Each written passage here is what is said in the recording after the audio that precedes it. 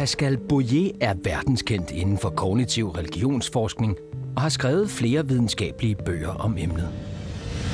In your theory, religion can be understood as a sort of cognitive parasite. Mm-hmm.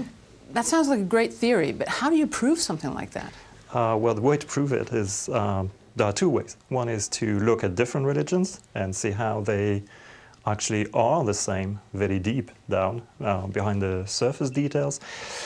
And another way is to run experiments. Psychological experiments? Psychological experiments. That's what we do in our lab. Okay. So if you say that there are common characteristics in religions, for example, gods are the same all over the world? Well, it doesn't really mean that gods are the same, but it means that the sort of mental processes we activate when we think about gods, ancestors, things like that are pretty similar. Yeah. And what people have in mind when they think about God, ancestor, spirit, is generally some being that's physically strange, odd, or counterintuitive in the sense that, you know, go through walls, or they live forever, or things like that. But it's also mentally very much like us. Gods or spirits or God. God remembers what we say, interacts with us, gets angry when we don't do what he does, what he wants us to do, and things like that are very similar to our own psychology. Mm-hmm. And that, we think, is a common feature that you find in religion the world around. The gods we have are not better than other possible gods. They're just the gods we remember. Mm-hmm. In our stories, we have really strange things like gods that only exist on certain days of the week. And that's the sort of thing that people don't really remember. It doesn't stick in the mind.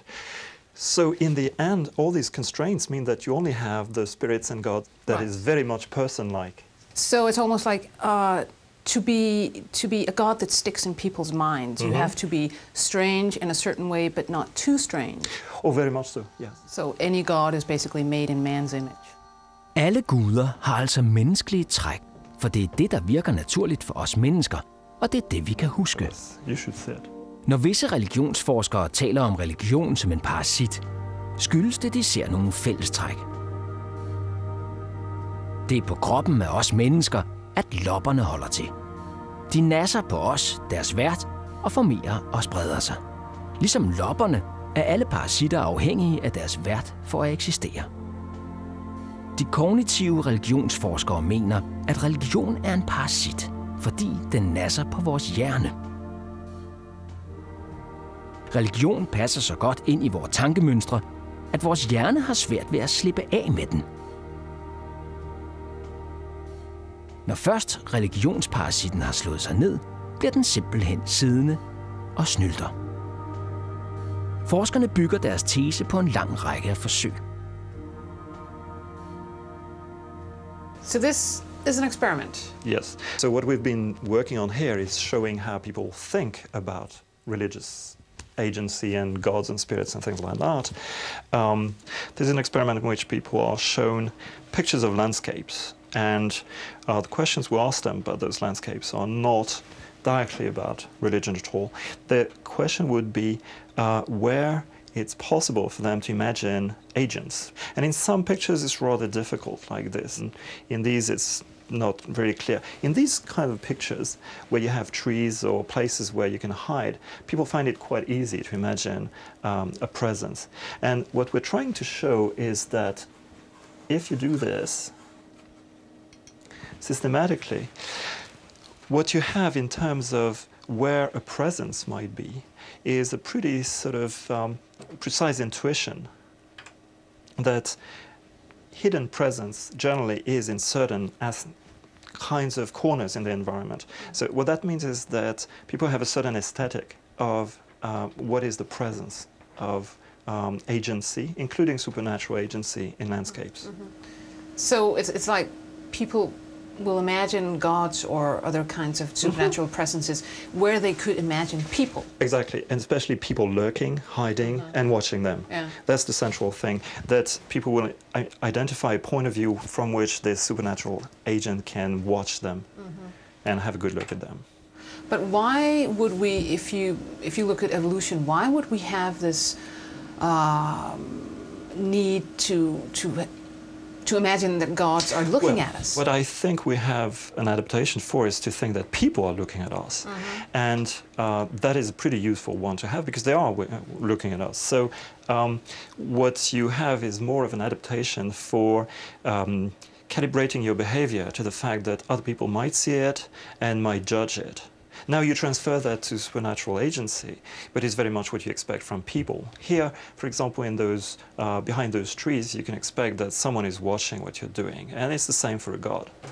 Once again, it's really a projection of what we think about other people. So it's this cognitive parasite that will sort of hijack our social mind. Yes, exactly. That's the idea that we have the social mind anyway, and this kind of idea makes it work in sort of overdrive, as it were, because it shows us an agent about whom we only have social expectations, because it's not physically there, but we have social interaction with them. Kort sagt føler vi altså, at der er guder og væsener til stede, fordi vi er vant til at holde øje med, om der er farer eller mennesker til stede. Et andet forsøg handler om vores måde at reagere på over for fare. What you're looking at are pictures of objects and animals that some of them are dangerous, like guns and spiders. Some of them are not dangerous, like flowers, trees. In a funny way, although people don't realize that, when they're thinking about concepts like ancestors and supernatural things like that, what they're actually activating are a kind of sensitivity to dangers in their environment. Now, what that would show us is that one of the ways in which these notions have a power on your mind is that they activate systems that we have and we've had for millions of years for protecting ourselves against all sorts of implicit dangers. So religion is not really giving you protection against danger, but it activates the notion that you are in danger, very much so. But how does this tell you that religion can be viewed as a cognitive parasite? It doesn't exactly demonstrate it. It adds evidence to the notion that what religion is doing is activating systems that we're not aware of, that direct our usual apprehension of danger, of safety, of things like that. That's all it can show. It seems to be a byproduct of how the brain works. Yes, that would be one of the experiments in which we're trying to show that it is a byproduct of our systems for protection, perception of danger, and so on. So you've shown me 2 experiments so far, but you do a whole series of psychological experiments, and together they show you, or they support your theory that religion is a cognitive parasite, right? Oh, very much so. Når de kognitive religionsforskere mener, at vi er så let til falds for de religiøse idéer, så er det fordi, at vores hjerne af evolutionen simpelthen er indrettet til at følge nogle bestemte mønstre. Blandt andet ser vi efter årsagssammenhæng i naturen. Og vi har en medfødt tendens til at mene, at der står bevidste væsener bag. Det er altså der, guderne kommer fra. Og når vi har så let ved at mene, at vi enten bliver straffet eller belønnet af de guder, vi opfinder, så er det fordi, vi er et socialt dyr, og vi simpelthen er indrettet til at kigge efter, om andre har hensigter med os. Det er med baggrund i de tankemønstre, at de kognitive religionsforskere siger, at religion er en kognitiv parasit.